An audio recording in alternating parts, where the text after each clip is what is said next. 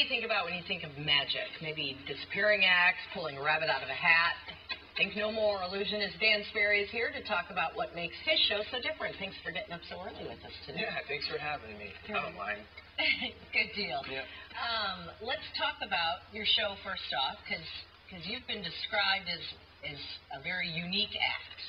Yeah, I guess. Yeah, I've just always kind of just had a different approach to magic. When I was younger, it was kind of looked upon a little bit differently by a lot of magicians, actually. Because it wasn't always rabbits. I mean, I've never owned a rabbit actually, and stuff like that. And so now I've just stuck at it, kept doing it, and now I get to travel all over and do my shows.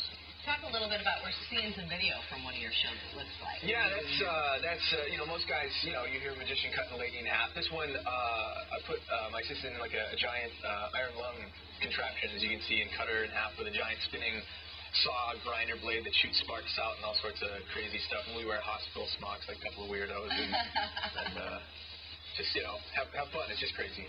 Okay, now you can do an illusion for us here this morning. Yeah, I brought something if you want to try. We'll do it right here. It's kind of a cliche that magicians do card tricks.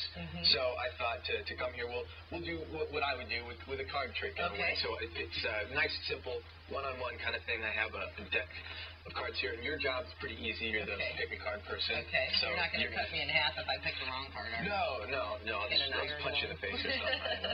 So these are the cards. You're familiar with cards, right? Right. They're all different. They're not, no two are alike. So we're going to have you pick whatever one you want. Okay. Go ahead, take one. Take a peek at it.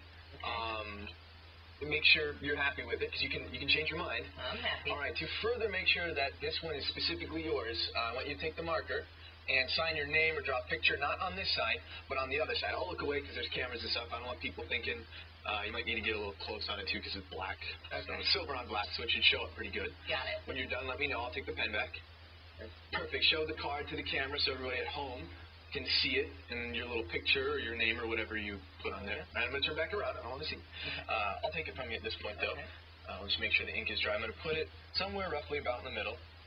Now, if I just pass a little shadow over the deck, kind of like having like a little weird eclipse going on. And what should happen is that should cause your card, like oil and water, your card's going to come back to the top. And if we look, nine of diamonds, that was it. Oh, my gosh. Right there. So, yeah, that was all right. Hold your hand out like this. I'm going to take it a step further. Hold your other hand on top. Perfect. We're going to make like a sandwich in a second. I'm going to take your card and put it in my pocket over here.